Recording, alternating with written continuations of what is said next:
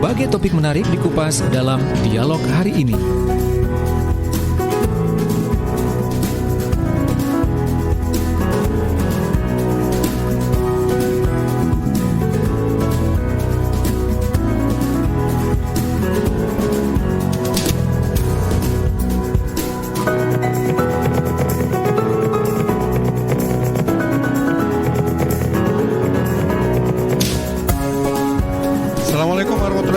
Selamat pagi dan salam sehat untuk kita semuanya. Semangat pagi luar biasa. Kita berjumpa dalam program komunikasi bisnis untuk edisi hari ini, hari Senin tanggal 30 Agustus 2021. Tidak terasa ya, kita sudah hampir di akhir Agustus tahun 2021. Dan tema kita yang diangkat untuk program komunikasi bisnis di pagi hari ini adalah re-engineering recruitment proses, 3 tren jadikan model rekrutmen tradisional ditinggalkan. Nanti bersama Pak Roni Mustamu, Direktur Keuangan Consulting, dan juga untuk program ini bisa Anda simak di Radio Max FM, Waingapu, Sumba Timur, Nusa Tenggara Timur, Radio Praja Angkasa Trenggalek, dan Radio Guyup Rukun RGR Tulungagung. Untuk Anda juga bisa berpartisipasi dengan bertanya kepada narasumber ke WA redaksi di 0811 309 1009 atau on air langsung juga boleh di 03031 896 1514. Dari data yang saya coba intip di Zoom meeting ini ada 8 partisipan, include saya ya, yang sudah join via Zoom. Ada Pak Roni. Selamat pagi Pak Roni. Apa kabar? Salam sehat. Salam sehat. Panji. Semangat pagi luar biasa deh Pak Roni ya. Kemudian ada Pak Andreas yang ada di Medan. Selamat pagi Pak Andreas. Horas. Selamat pagi Mas Panji Horas. Luar biasa. Lalu juga ada Bu Evelyn Budi Santoso. Selamat pagi Bu Evelyn. Pagi. Iya, apa kabar Bu Evelyn? Baik Pak. Luar biasa. Kemudian ada Mas Muko yang punya Pace Sinergik. Selamat pagi Mas Moko. Pagi Mas Panji, Prof. Roni, Pak Rudi, Pak Denis, dan teman-teman semua. Iya, ini untuk dua komisaris saya sapa belakangan. yang baru saja join. Yang kemarin nggak sempat join karena ada rapat Dewan Komisaris, tapi thanks God minggu ini atau pagi ini sudah join kembali. Ada Pak Denis yang kabarnya di Aussie di Sydney suhunya 17 derajat Celcius. Wih, dingin banget ini ya. Tetap hangat ini Pak Denis, semoga ya di ruangan. Ya terpaksa pakai ini aja sedikit, pakai sweater gitu. Selamat pagi Pak Panji, Pak Roni, Pak Rudi, Mas Moko, Ibu Evelyn, Pak Andreas, semua salam sehat. Yang penting kita bahagia. Luar biasa. Di sini juga COVID-nya meningkat luar biasa. Jadi gitu. lagi di lockdown sampai akhir September. Lockdown lagi, luar biasa sampai akhir. Jadi nggak boleh keluar lebih dari 5 kilometer. Kalau berani-berani terus ketangkap polisi ya asal sanggup bayar dendanya aja. Gitu. Ya, tapi kalau bayar denda saya mau minta Pak Rudi aja yang urus aja. Halo Pak Rudi. Antar atase gitu ya. Negara satu dengan negara yang lain. Iya, tinggal telepon aja, itu nggak usah didenda ya, gitu, selesai. Baik, ngomong-ngomong kalau di Aussie sekarang musim apa ini Pak? Musim winter ya? Mas Panji, ya. Jadi memang sebenarnya sejujurnya udaranya sih lagi enak sekali ya, lagi enak gitu. Jadi tadi pagi juga saya sudah jalan pagi gitu ya, ada matahari. Jadi memang apa ya? Terus tiba-tiba kemarin karena ini agak di suburb ya, masa tiba-tiba kemarin datang di belakang rumah anak saya itu apa tahu nggak? King parrot. Yang liar itu. Parrot ya, itu burung itu. Yang warna-warni hijau merah itu loh. Iya betul. Ini yang jenisnya yang king parrot. Aduh, saya langsung foto, saya kasih teman-teman, dia bilang gila itu ya, bagus banget ya katanya. Jadi memang di sini kita rasa jauh dari Indonesia tertinggal di sini, apa yang hewan-hewan liarnya itu ya istilahnya itu sangat-sangat dilindungi, dan kalau berani ada yang nangkep itu urusannya panjang. Pasti urusannya Kalau kalau kalau di sini langsung ditangkap dijual di pasar Kupang itu kalau di ya, kayak Surabaya. kurang lebih begitu dah. Mungkin Pak Roni yang tahu itu. Luar biasa, tetap semangat dan sehat Makasih. selalu Pak Ya, Denis. makasih ya, Kemudian Mas Pak Rudi, selamat pagi Pak Rudi, apa kabar? Terima kasih sudah join kembali via Zoom. Ya, Pak Rudi, mohon maaf suaranya belum masuk ini. Good morning, Pak. Happy to rejoin the group. Luar Thank you biasa. very much, Pak. Baik. Rapat Dewan Komisaris kemarin lancar ya Pak? Lancar, masih bisa bertahan, beruntung, Pak. Luar biasa. Bisnisnya. Baik. Saya kembali ke keynote speaker-nya ada Pak Radia Mustamu, Direktur Keuangan Consulting. Kita ngomong soal re-engineering recruitment proses, 3 tren jadikan model recruitment tradisional ditinggalkan. Bisa dijelaskan Pak Roni? Ya, terima kasih. Semangat pagi buat semua. Pak Rudi, Pak Denis, Mas Moko, Bu Evelyn, dan Pak Andreas. Serta teman-teman semua di Waingapu, Trenggalek, Tulungagung. Serta sahabat Suara Sidoarjo, dimanapun Anda berada. Pandemi COVID-19 ini menghadirkan banyak masalah buat kita. Terjadi disrupsi yang luar biasa. Tetapi pada saat yang sama, sebetulnya saya selalu juga mengatakan kita mesti berterima kasih pada pandemi ini karena tiba-tiba muncul kebiasaan-kebiasaan baru yang produktif, yang sangat baik. Misalnya, apa itu namanya, perspektif atau perilaku kita terhadap teknologi informasi. Orang yang dulu agak berjauhan itu sekarang terpaksa, dipaksa, akhirnya menjadi sangat melek digital, sangat paham. Bahkan pemerintah Indonesia sejak minggu pertama Agustus, terus rencananya sampai Desember, itu setiap hari melakukan sosialisasi makin cakap digital. Indonesia makin cakap digital, artinya menjadi lebih baik, lebih paham tentang teknologi digital dengan seluruh manfaat dan risiko persoalan yang mungkin terjadi akibat teknologi digital. Nah, teknologi digital ini sekarang tidak bisa kita hindari. Hidup kita sangat terkait. Anak-anak sekolah terkait dengan teknologi digital. Kalau kita berurusan dengan pemerintah, KTP, pajak, segala macam itu terkait dengan teknologi digital. Di kantor, swasta, apalagi. Jadi di semua sektor sekarang luar biasa. Sebagai perkembangan teknologi ini, akibat orang mengalami lebih dari 1 tahun work from home, study from home, tiba-tiba terjadi pula perubahan perilaku dalam manajemen sumber daya manusia, atau disebut juga manajemen talenta, atau disebut juga human capital. Itu terjadi pergeseran. Nah, pergeseran ini harus disikapi dengan sangat hati-hati oleh para recruiter, oleh para pelaku di sektor yang sekarang seringkali jabatannya adalah human resource manager. Itu harus diantisipasi, harus dipahami dengan sangat baik. Karena ada pergeseran perilaku yang luar biasa. Zaman saya melamar pekerjaan dulu, orang kalau lamar pekerjaan pakai surat. Bahkan kalau kakak-kakak kelas saya mengatakan dulu itu harus ditulis tangan. Hari ini cukup lewat email, bisa upload dan sebagainya. Kalau dulu orang itu bisa bersaing dengan karung, karena surat-surat itu jumlahnya bisa 2 karung, 3 karung, mungkin 5 karung. Gitu.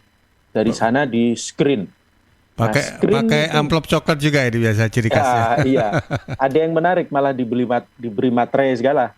Padahal itu bukan surat perjanjian, tapi surat lamaran pekerjaan. Betul. Nah, itu semua biasanya ketika melakukan screen pertama, itu fokus pada administratif, paperwork. Jadi apakah surat-suratnya lengkap, apakah ijazahnya ada, sertifikatnya ada. Nanti kalau ini sudah lengkap, maka level yang kedua biasanya dilakukan. Bagaimana dengan kualifikasi? Apakah indeks prestasinya cukup? Apakah dia mengikuti mata pelajaran tertentu dengan nilai yang baik dan sebagainya dan sebagainya. Nah, itu Mas Panji sudah berubah. Bahkan sejak sebelum pandemi, ada beberapa perusahaan yang terkait IT sudah tidak lagi mensyaratkan adanya ijazah. Jadi yang penting itu pertanyaannya sebenarnya kayak di sekolah manajemen gitu. Di business school itu kan pertanyaannya selalu, ini ada kasus, apa yang bisa Anda lakukan? Dia nggak tanya apakah Anda hafal definisi atau tidak. Tidak ditanya apakah Anda hafal teori apa tidak, tetapi diberi studi kasus, ini Pak Denis dan Pak Rudi, Pak Moko, Pak Andreas tahu persis ini, diberi studi kasus, pertanyaannya cuma satu, apa yang bisa dilakukan? Dari sini. Nah, itu pertama menemukan kasusnya saja udah berat, belum lagi bicara solusi. Gitu. Jadi nilai-nilai itu udah ditinggal. Nah, oleh karenanya sekarang ada 3 tren baru. Yang pertama, dari risetnya Gartner yang baru aja dilakukan, itu dari sisi skill, itu ada pergeseran. 29% orang yang direkrut melalui dari orang yang direkrut melalui metode-metode yang tradisional ini, itu hanya 29% saja yang memiliki skills yang dibutuhkan untuk saat ini. Bahkan Gartner itu mengatakan, ini research company gitu, sektor keuangan, sektor IT, sektor penjualan sales, itu diduga dalam 18 bulan ke depan itu membutuhkan 10 skill baru. Kita nggak bisa lagi seperti dulu. Nah, ini yang menarik begitu. Kedua, cara-cara orang-orang yang melakukan rekrutmen itu berbeda. Contoh, kalau dulu orang ditanya, oh dia punya sertifikat. Sekarang bisa ditanya, dia ini punya endurance enggak? Punya ketahanan apa enggak? Di dalam menjalani pekerjaan. Dia ini punya kesanggupan untuk bertahan dan menjadi lebih baik nggak? Seperti pemain bulu tangkis lah. Kalau lawan itu tinggal 1 poin, sementara Anda 7, pilihannya cuma 2. Langsung dibikin dia Anda cepat kalah, supaya main di set berikutnya. Atau Anda akan hadapi itu sampai sama poinnya, terus kemudian bahkan Anda bisa menang. Nah, itu mental juara. Nah, mental juara ini menjadi tidak mudah ditemukan di sekedar Anda datang pergi ke kampus. Biasanya rekruter kan datang ke kampus. Kalau mau ada wisuda gitu kan, seminggu, 2 minggu sebelum wisuda, sebulan sebelum wisuda datang ke kampus, terus melakukan rekrutmen, datang ke kampus-kampus yang misalnya institut teknologi gitu untuk merekrut. Pokoknya datang ke kampus deh, ke universitas, ke institut gitu. Itu sekarang udah nggak lagi. Kenapa? Karena akibat pandemi ini banyak orang di rumah belajar melalui cara-cara virtual. Dan dia bisa belajar tentang keterampilan-keterampilan dan pengetahuan-pengetahuan baru melalui internet ini. Apalagi semasa pandemi kan banyak sekali gratis. Banyak loh kampus-kampus memberikan kuliah-kuliah gratis. Apalagi yang bukan kampus. Asosiasi bisnis, asosiasi, bahkan ikatan alumni itu juga melakukan yang namanya seminar-seminar gratis gitu. Dan itu menjadi orang belajar. Jadi hati-hati dengan model yang lama. Ketiga, kandidat sendiri itu sekarang selektif. Lebih selektif. Jadi kalau dulu orang yang merekrut yang gaya gitu kan, karena dia posisi tawarnya tinggi, kalau Anda nggak mau, saya masih punya 3 karung yang menunggu. Gitu. Kalau sekarang, orang yang melamar pun itu punya hak yang sama untuk mempertimbangkan. Ada nggak employment value proposition? Ada nggak proposisi nilai yang ditawarkan sehingga saya nanti akan tertarik bekerja dengan Anda? Biasanya yang tradisional kan kompensasi, pengembangan karir. Tapi sekarang orang tanya, kerja di situ iklimnya enak nggak sih? Itu teman-teman sekerja friendly apa enggak? Saya ini diperlakukan seperti mesin pabrik atau saya sebagai mitra kerja nih, saya sebagai manusia. Itu dia akan tanya. Dia akan melihat juga melalui internet reputasi perusahaan. Kalau saya kerja sama perusahaan ini, saya bisa bangga apa enggak nih? Dan yang ketiga, yang mungkin tidak banyak sebelumnya, itu adalah jarak dari rumah saya jauh apa enggak. Bahkan sekarang ini, orang tidak lagi mengutamakan misalnya contoh. Kalau dulu, saya mau anak saya sekolah di sana, jauh sekali nggak apa-apa. Karena sekolah itu bagus. Sekarang karena ada isu-isu terkait dengan transportasi, terkait dengan COVID ini, orang terus mikir kalau ke sana nanti bersentuhan dengan banyak orang. Kalau anak saya naik angkutan umum, wah ada risiko. Mending cari sekolah yang di dekat saja dengan rumah, saya bisa antar. Nah, kerja juga sekarang begitu. Orang mikir, saya kalau kerja gimana?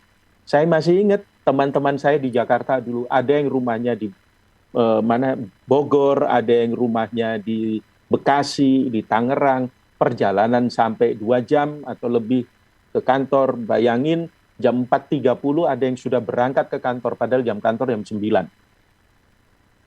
Karena merasa bahwa itu. Sekarang orang mikir. Nah ini yang harus dipahami 3 skill ini. Mas Panji dan sahabat Suara Sidoarjo. Kalau ditanya, jadi solusinya apa?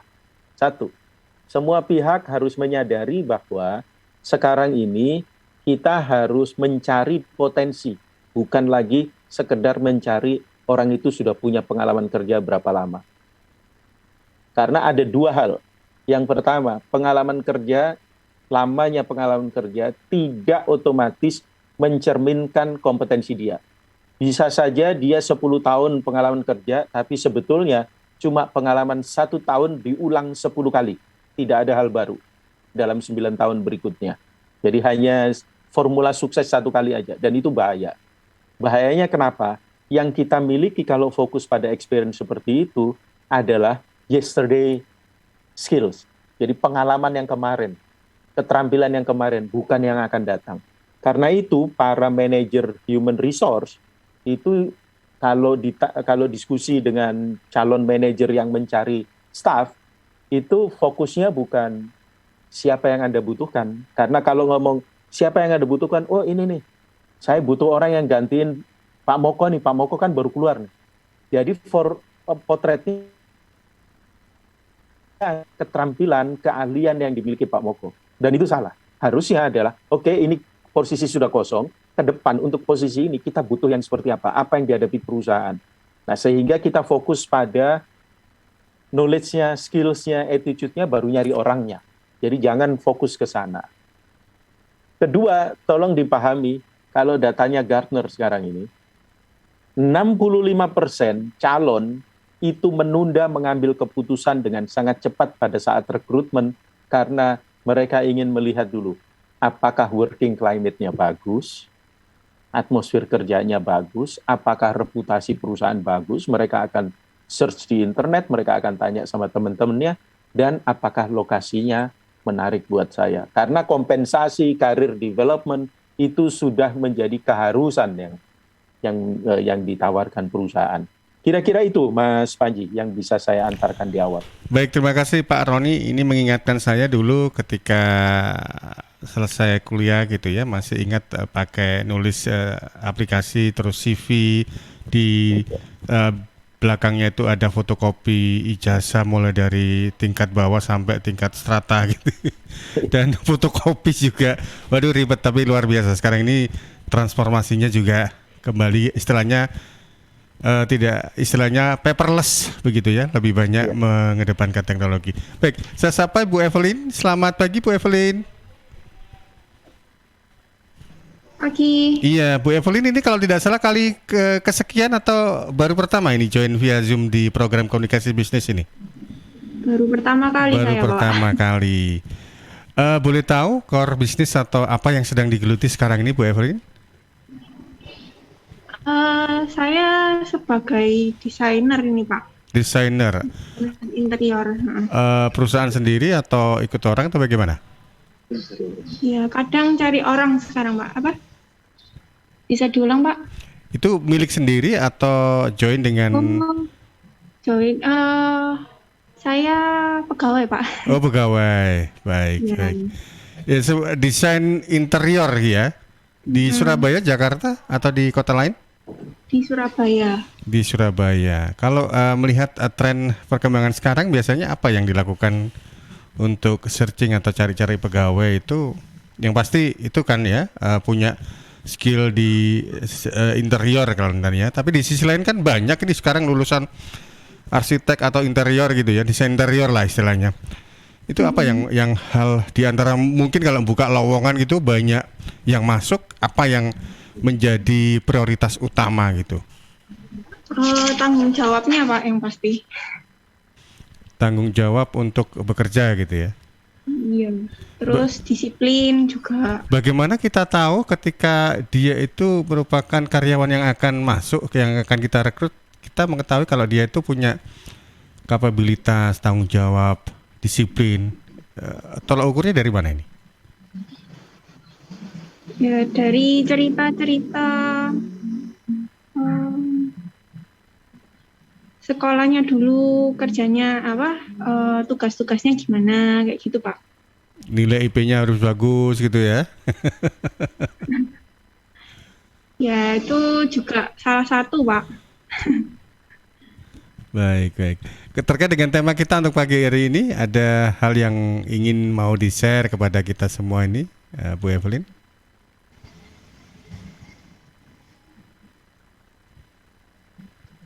Atau sementara memonitor dulu? Baik, terima kasih. Baik, saya bergeser ke... Bentar. Oke, saya bergeser ke... biar nggak kedinginan gitu. Saya ke Pak Denis. Pak Denis, silakan Pak Denis. Ya, makasih Mas Panji, makasih Pak Roni untuk elaborasinya. Saya sangat senang ya topik yang dibawakan ini, dan memang sejujurnya yang terjadi adalah apa ya namanya itu fairness ya, keseimbangan antara employer dan employee nantinya gitu. Kalau dulu seolah-olah employer berada di satu tingkat atau dua tingkat di atas employee atau calon employee, tetapi sekarang ini kelihatannya sudah mulai bergeser. Kenapa?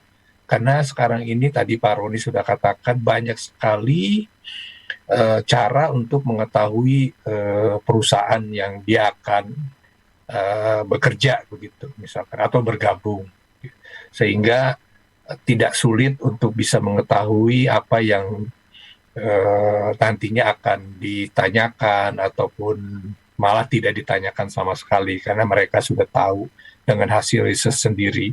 Sehingga kalau saya melihat ke depannya, saya sangat sepakat ya, memang akan menjadi sulit ya bagi perusahaan juga, karena makin calon pekerjanya yang akan bergabung makin demanding gitu. Mungkin tadi udah dijelaskan, gara-gara jarak bisa saja dia nggak mau lagi dan sebagainya. Ini yang mungkin yang saya bisa ceritakan juga, anak saya ini kan dia lebih senang cara kerjanya flexi time gitu. Jadi lagi ditawarin kerja untuk jadi data oleh satu perusahaan farmasi deh, untuk data input dan sebagainya. Nah dia nggak meskipun dia punya bachelor degree-nya di computer science seperti itu, tapi dia nggak segitu gampang dia mau terima. Ya dia ingin dia mau tahu begitu berapa tanggung jawab yang harus diberikan atas pekerjaan ini, meskipun itu katanya kerja dari rumah dan sebagainya. Jadi saya kira kedepannya ya makin kompetitif ya, baik dari segi employer-nya sendiri dan juga employee-nya sendiri. Saya setuju bahwa ke depan ini orang sudah tidak melihat lagi itu, jangan-jangan CV juga udah nggak dibaca, dan saya sangat sepakat orang-orang akan tanyanya ke depan, kalau kamu gabung di sini, apa yang kamu bisa berikan kepada perusahaan? Gitu. Sementara itu dulu Mas Panji, kira-kira. Baik, Terima kasih. terima kasih Pak Denis. Saya geser ke Pak Rudi. Pak Rudi, Pak, pandangan morning. Anda tentang SDM di masa akan datang seperti apa ini Pak Rudi? Terima Saya kasih, yakin Pak Panji. kalau Pak Rudi itu pasti banyak makan asam garam dunia bisnis dan seluk-beluknya gitu ya. Satu di antaranya perihal sumber daya manusia. Silakan Pak Rudi. Terima kasih Pak Panji. Good morning Profesor Roni dan my chairman from Sydney, Pak Denis. Sebenarnya topik yang dibahaskan hari ini sangat penting sebab selalu bertanya apakah the future human resource component sebenarnya bagaimana? Apa yang menjadi andalan for our future manpower resources? Nah, ini sangat dibahaskan di mana-mana sekarang. Sebenarnya kalau kita melihat Pak Denis mengenai perkembangan di dunia dari agricultural revolution menuju ke industrial revolution, sebenarnya the next 21st century onward itu adalah digital revolution. Nah, dengan digital revolution ini, bagaimana anak kita, cucu-cucu bisa menjadi relevant in the market. Oke, relevant in the market. Nah, pada saat ini sekarang, pengalaman saya sebagai direktur dan komisaris beberapa TBK sekarang adalah apapun profesi yang mereka dapat, pertanyaan yang sangat relevan adalah bagaimana knowledge dan keterampilan dalam teknologi. This is very important. Sebab kadang-kadang senior citizen seperti kami, Pak Dini, saya, kemungkinan we are irrelevant in the market. Sebab kita dianggap sebagai gaptek, kan gitu. But the future dengan perkembangan dengan artificial intelligence, dengan biometric and algorithms, ini memang terpaksa perusahaan harus siap-siap untuk mendapat human resource yang kemungkinan mereka sudah embrace, sudah memiliki minimum knowledge on technology. So, menurut saya sih pada saat ini sekarang, kalau you lihat pengalaman dari Filipina ini mendapat keuntungan pada saat ini sekarang because of outsourcing. Namanya business outsourcing. Setiap tahun kita mendapat divisa kurang lebih 25 sampai 30 miliar dolar. Artinya apa? Semua services, accounting, medical services, mengenai even call center, itu adalah dilakukan di Filipina. Pertumbuhan ekonomi di Filipina sekarang berdasarkan service on technology. Sama dengan India. So, jadi menurut saya sih, oleh karena Indonesia adalah the biggest startup industry in ASEAN countries, sekarang setiap tahun mendapat kurang lebih 15 sampai 20 miliar dolar investment to Indonesia. Sekarang banyak disruptions on the traditional business. Jadi sekarang kebanyakan daripada graduates in University of Indonesia and many universities harus embrace the technology. Nah, inilah what is happening in the future. Sebenarnya even teman-teman saya dalam service industry, saya ada 25 klien sekarang, saya dapat all of their services on human resource, accounting, etc. etc. So the future is there. Memang topik yang dibahaskan pada saat ini adalah semacam satu persiapan what will happen, apa yang akan terjadi in the future. Imagine, kita harus siap 10 to 15 years from now. Bagaimana market kita ini sekarang in the next 10 years? Sebenarnya, this re-engineering the recruitment will be a very important element. Padahal, human capital is the most important, paling penting dalam success of a business. So, jadi ini semacam sharing saya bahwa mau tidak mau sekarang, kita harus merubah our mindset mengenai human capital yang dibahaskan oleh Pak Roni. Memang sekarang working like a Japanese in one company is no longer tidak relevan sekarang. It's the experience and embracing technology yang penting pada saat ini. Terima kasih Profesor Roni dan my chairman Denis for sharing your experience. Ini sangat membantu pada saat ini persiapan untuk cucu-cucu anak-anak kita in the future. Thank you very much. Terima kasih Pak Rudi, dan benar sekali cucu saya aja sekarang tiap hari school from home itu semua cuma di laptop aja. Saya nggak pernah lihat dia nggak di laptop. Luar biasa Pak Rudi, terima kasih masukannya. Thank you, Pak. Betul, baik. Terima kasih Pak Rudi, dan juga untuk partisipan yang ada di Zoom, dan juga untuk sahabat pendengar pemirsa. Kita jeda dulu, nanti kita akan kembali sesudah kita ikuti beberapa pesan berikut ini.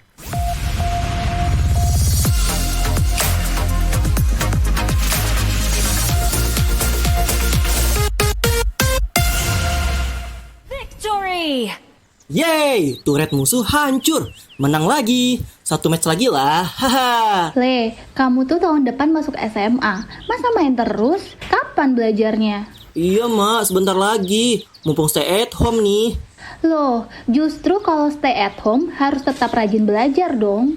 Bosen mah belajar gitu-gitu aja. Kalau mau lihat buku lain atau coba-coba latihan soal, harus beli lagi. Nih, coba ya. Mana-mana smartphone kamu. Buka Indium Study di browser. Dengan 10.000 aja, kamu dapat mengakses buku pelajaran, tryout, dan video tutorial menggunakan laptop maupun smartphone. Lengkap dari tingkat SD, SMP, sampai SMA. Oh iya bener mah. Kayak harga bakso aja ya. Pas buat aku untuk persiapan masuk SMA tahun depan. Perlu banyakin latihan soal nih. Nah, pinter. Belajar yang rajin ya. Wujudkan bersama Panggilan sidang dari Pengadilan Agama Sidoarjo atas nama Farif Cahyo Prasetyo bin Mas Duki. Farif Cahyo Prasetyo bin Mas Duki dulu tinggal di Dusun Kalijaten, RT 14 RW 3, Desa Kalijaten, Kecamatan Taman Sidoarjo. Sekarang tidak diketahui dengan jelas tempat tinggalnya. Kepada Saudara Farif Cahyo Prasetyo bin Mas Duki, dimohon hadir di persidangan Pengadilan Agama Sidoarjo, Jalan Hasanuddin nomor 90 Sidoarjo pada hari Selasa besok, 31 Agustus 2021 jam 9 pagi. Panggilan sidang ini dari Pengadilan Agama Kabupaten Sidoarjo.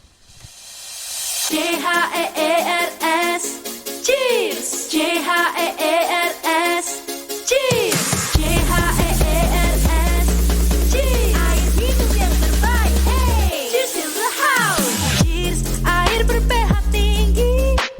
Cheers dapat membantu netralkan pH tubuh. Cheers mengandung antioksidan alami. Cheers, air minum terbaik untuk keluarga. Air minum sehat keluarga. Cheers, air minum dengan pH tinggi. Cara pesannya mudah, petugasnya ramah.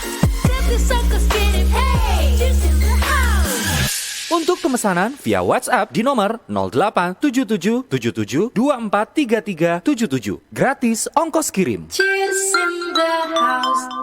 Untuk wilayah Sidoarjo dan sekitarnya bisa menghubungi Depo Candi di 0821 4225 6646 0821 4225 6646. Panggilan sidang dari Pengadilan Agama Sidoarjo atas nama Insinyur Suyitno bin Iskamto.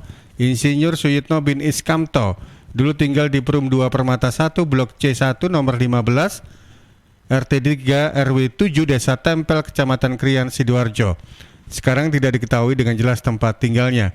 Kepada Saudara Insinyur Suyitno bin Iskamto dimohon hadir di persidangan Pengadilan Agama Kabupaten Sidoarjo, Jalan Hasanuddin nomor 90 Sidoarjo pada hari Selasa besok 31 Agustus 2021 jam 9 pagi. Panggilan sidang ini dari Pengadilan Agama Kabupaten Sidoarjo.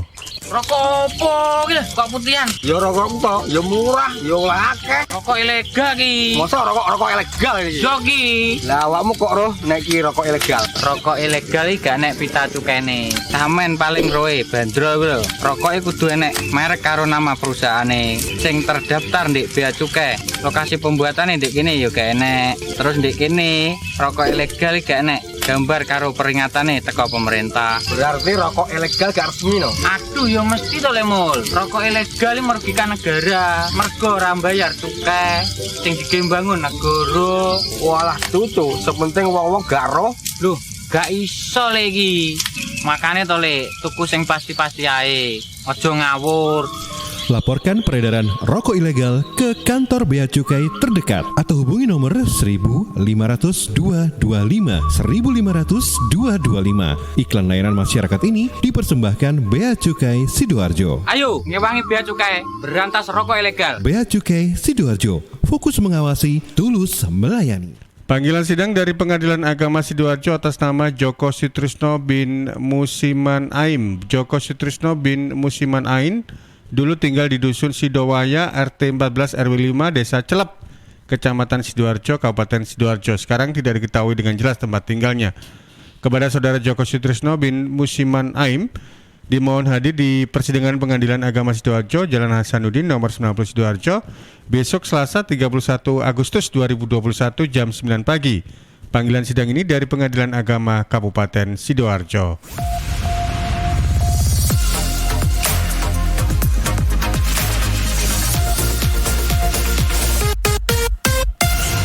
Baik, terima kasih Anda masih bersama kami dalam program Komunikasi Bisnis dengan tema Re-Engineering Recruitment Process. 3 tren jadikan model rekrutmen tradisional ditinggalkan. Dan masih bersama dengan Pak Roni Heruwin Mustamu, Direktur Kuadran Consulting. Ini karena waktunya mepet, saya harus juga buka pertanyaan dari yang sudah bergabung lewat WA. Ini mohon maaf, ini Mas Pak Andreas, untuk Pak Andreas dan Mas Moko, mohon maaf saya hold dulu ya. Ini saya coba cek ke redaksi dulu. Ya, silakan Kansa. Ya, ini sudah masuk dari Instagram, ternyata dari Syah FX99.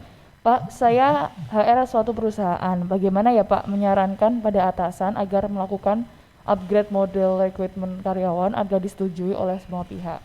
Kemudian dari Mas Ruby di Twitter, bagaimana ya Pak menyeimbangkan retensi karyawan pada perusahaan menengah? Oke, terima kasih untuk yang sudah bergabung. Ada Safik dan Ruby ya. Baik, saya coba beri peluang ke Mas Moko. Mas Moko? Yes. Iya, Mas Moko sih ini juga saya pantau juga expert juga di SDM ini. Masih belajar dari Prof. Roni, makanya saya sering hadir kan buat belajar dari Pak Roni, Pak Rudi. Kalau reasonnya masih belajar, mudah-mudahan ke depan harus lebih pintar nih dari mentornya ini. Siap. Monggo Mas Moko. Ya, kalau untuk memberikan sedikit saja ya mengenai apa yang tadi sudah disampaikan, Pak Roni akhirnya masuk juga di topik human capital ya, thank you. Jadi kalau bicara mengenai rekrutmen seperti apa yang sudah disampaikan Pak Roni, itu saya sangat sepakat bahwa ada perubahan dari social environment, bisnis, dan terutama memang situasi pandemi itu mempercepat teknologi.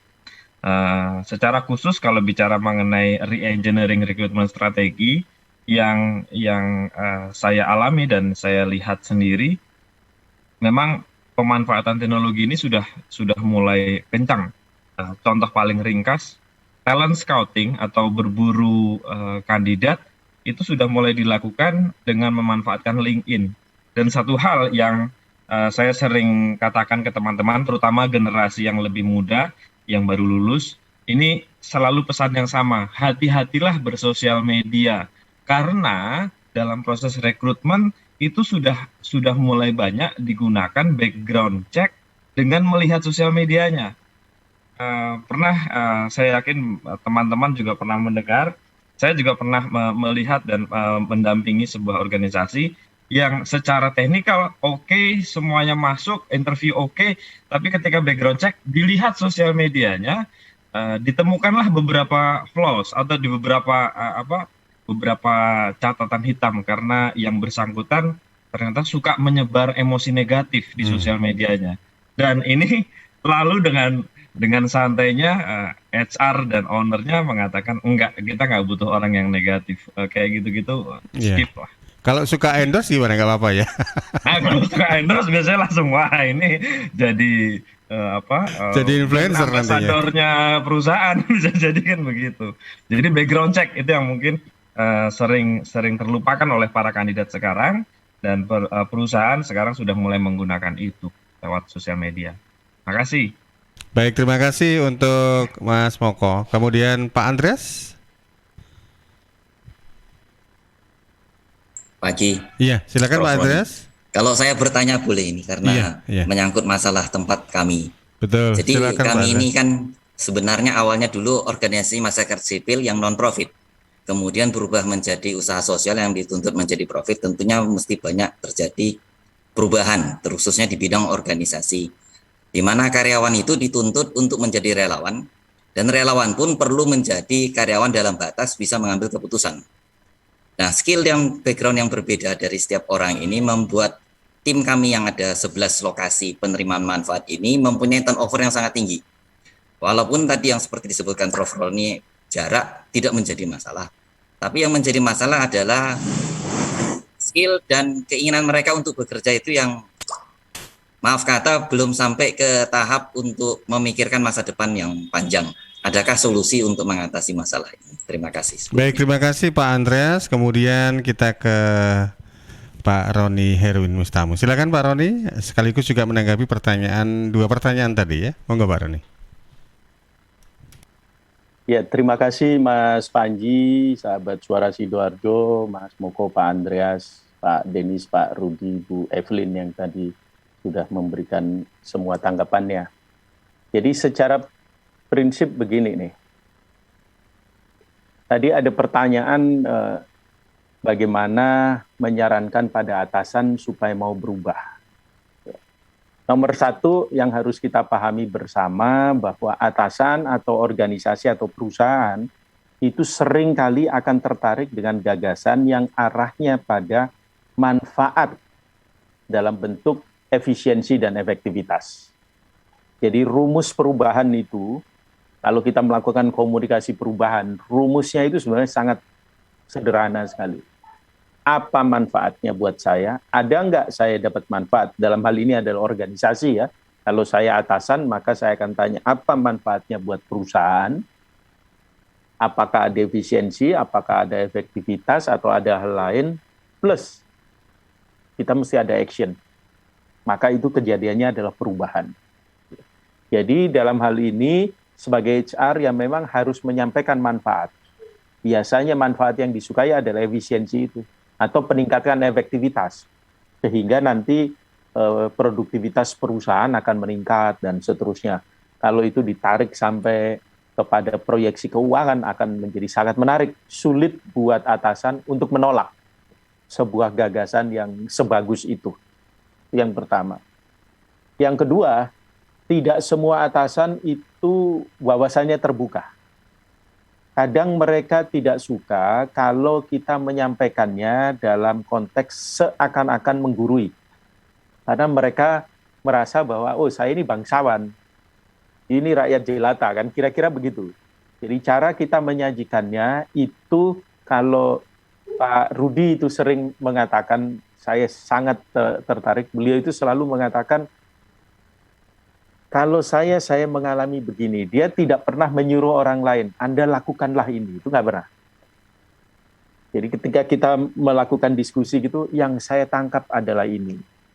Bagi saya, pendengarnya, sebetulnya Pak Rudi itu sedang memberitahu saya, bahwa ini loh poin yang Anda harus bawa pulang. Tapi kan saya tidak merasa saya disuruh-suruh.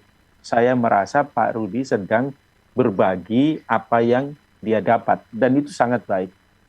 Pengusaha, atasan itu sangat senang dengan cara yang seperti itu.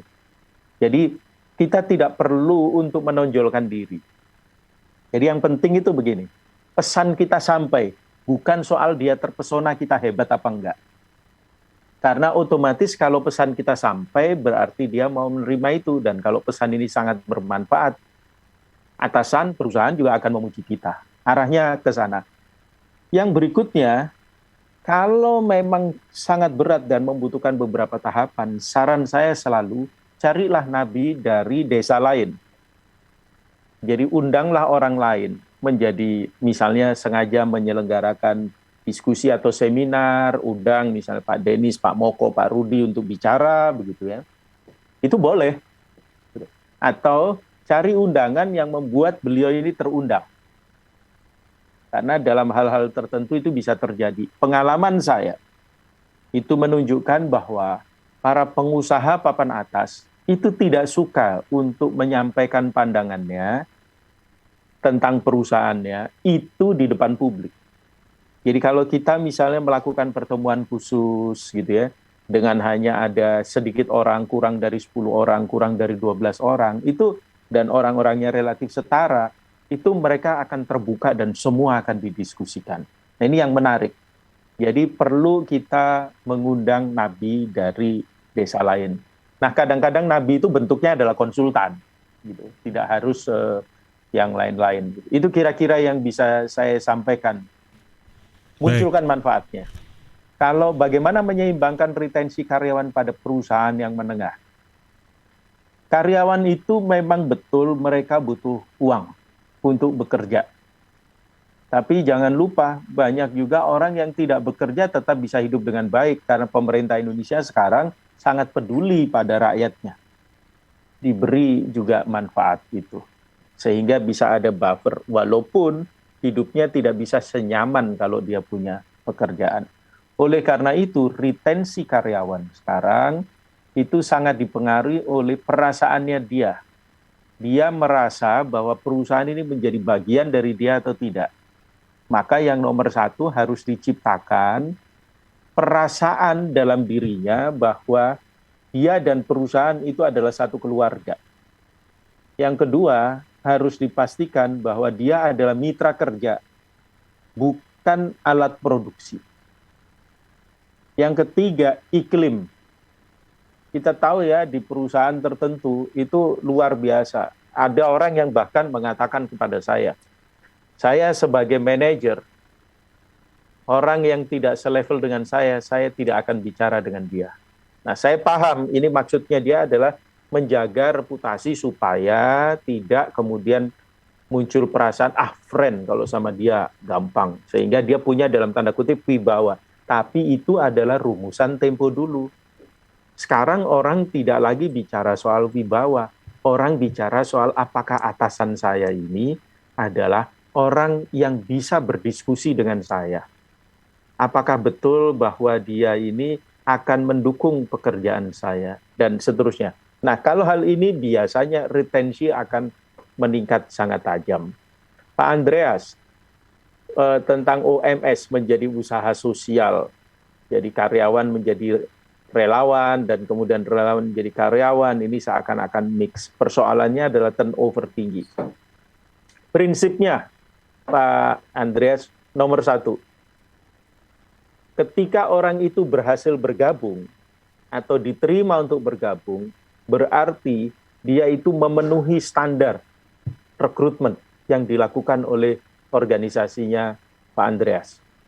Apapun standar itu, apakah diturunkan atau dibuat tinggi, tapi dia memenuhi standar itu. Kalau sampai dia tidak berprestasi, maka ada kemungkinan yang sangat besar kita mungkin mismatch. Dia masuk dalam tim dengan orang-orang yang dia tidak nyaman. Nah, kalau itu terjadi, maka energinya, waktunya akan habis untuk menyesuaikan diri, bukan untuk berprestasi. Dan itu berbahaya. Oleh karenanya, waktu kita melakukan teaming, pembentukan tim, itu mesti dipertimbangkan. Saran saya juga di sisi yang lain, jangan membuat tim itu homogen, isinya orang pinter semua. Itu malah rontok. Karena biasanya mereka akan justru membuktikan bahwa mereka lebih pintar dibanding yang lain, akhirnya energinya habis hanya untuk berdebat. Jadi sekarang trennya adalah kita harus beragam. Orang dengan kemampuan yang beragam sehingga nanti di situ mereka akan saling mengisi di mana kelemahan dan sebagainya. Jadi itu, teaming itu menjadi sangat penting. Jangan sampai orang masuk dalam tim yang salah. Yang kedua, atmosfer di dalam perusahaan itu sangat penting akhir-akhir ini terutama. Karena orang dengan mudah dia akan pergi. Nah, atmosfernya itu apa? Dia tentu akan cari atmosfer kerja di mana semua orang saling mendukung, di mana semua orang bersahabat. Jadi bukan soal hitung-hitungan jam kerja misalnya. Yuk jam kurang saya potong. Yuk datang terlambat saya potong, tidak dapat makan siang dan sebagainya. Lama-lama orang akan pergi juga. Tapi kita sebetulnya harus mengembangkan konsep misalnya konseling. Kalau ini orang sering nggak ada, ini diundang, diajak diskusi, apa yang bisa dibantu, apa ada masalah, apa begini. Dan kita sampaikan, perusahaan ingin supaya Anda begini. Ayo kita sama-sama, nanti saya akan bantu. Jangan marah kalau saya ingatkan. Gitu. Sehingga fungsi-fungsi Human Resource Department itu bukan hanya untuk cek log dan bikin surat peringatan, surat pemecatan. Orang akan merasa bahwa perusahaan peduli sama saya, maka saya juga peduli sama perusahaan. Yang ketiga, memang waktu rekrutmen ada kemungkinan orang itu masuk sementara, dia tidak pernah berpikir panjang. Karena itu bukan harapannya, bukan arahnya gitu. Jadi dia tidak bisa lama di sana karena dia sebetulnya hanya numpang nempel gitu, sambil menunggu waktu. Nah, ini sebetulnya harus dimaksimalkan oleh para praktisi human resource. Bagaimana mengubah, karena saya tahu persis ketika orang itu berhasil dibawa menuju ke arah visi misi yang dia pahami, nilai yang dia pahami, justru dia akan melepas semua hal-hal yang lain, dia akan masuk di dalam perusahaan itu dengan sangat baik. Kira-kira itu Pak Andreas, saya tidak bicara tentang skill dan masa depan, karena kalau masuk skill dan masa depan, itu harus dimulai dulu dengan perasaan nyaman dia di dalam tadi. Terima kasih. Ya, baik. Pak Roni, terakhir kalau segerimak dari jenengan, hari engineering recruitment proses 3 tren jadikan model rekrutmen tradisional ditinggalkan. Silakan Pak Roni. Terima kasih Mas Panji, Bapak Ibu sekalian, sahabat Suara Sidoarjo, dimanapun Anda berada. Ketika kita mengelola sumber daya manusia, kita mesti ingat bahwa kita dan orang yang kita kelola adalah sama, adalah manusia juga. Orang yang kita rekrut juga adalah manusia. Maka paling sederhana adalah apa yang kita harapkan, kemungkinan besar juga adalah harapan mereka. Jadi ketika kita merekrut, mohon diperhatikan bahwa bukan hanya perusahaan yang punya kepentingan pada mereka, tetapi mereka juga punya masa depan yang harus mereka pertimbangkan. Jangan lupa ketika orang memutuskan untuk bekerja pada Anda dan Anda mengharap dia setia, berarti dia harus mempertaruhkan masa depan dan hidup di hari tuanya pada Anda. Nah, kalau itu tidak ketemu, dia tidak akan berani mempertaruhkannya. Jadi saya sekarang ini bertemu, bahkan yang dulu katanya kalau jadi kerja itu jadi pegawai negeri, kalau jadi pegawai negeri enak loh sampai pensiun. Saya sudah bertemu cukup banyak orang-orang muda usia di bawah 40 yang bahkan memutuskan keluar dari status pegawai negerinya. Ini kan sesuatu yang sangat menarik, karena dia merasa bahwa masa depan saya begini, manusia berhak untuk itu. Yang kedua, lepaskan pola-pola lama, cara-cara paradigma lama. Sekarang kita harus masuk ke teknologi. Teknologi bukan sekedar sebagai alat, tapi lengkap dengan seluruh filosofi termasuk yang tadi disinggung oleh Mas Moko, transparansi. Ini yang menurut saya penting sekali kita perhatikan, jadi kesetimbangan di antara dua ini, kepentingan perusahaan dan kepentingan calon pegawai menjadi perhatian. Kalau tidak, bisa dipastikan dia hanya akan hang in. Hang in itu artinya hanya bergelantungan nunggu waktu. Bukan karena kita pilihan dia terbaik, karena no other choice atau no better choice. Gitu kan. Nanti suatu saat ketika ada sesuatu yang lain, dia akan pindah. Dan itu sayang. Karena kita yang melatih dia untuk menjadi punya keterampilan lebih tinggi. Terima kasih, Mas Panji. Baik, terima kasih Pak Roni. Terima kasih juga untuk partisipan-partisipan yang lain. Yang luar biasa juga sudah join. Ada Pak Andreas, Pak Dennis, Ibu Evelyn, Mas Moko, dan juga Pak Rudi. Sukses untuk aktivitasnya. Salam sehat dan luar biasa. Sampai jumpa. Salam sehat semua, Pak Roni, Pak Rudi, Moko, Pak Andreas.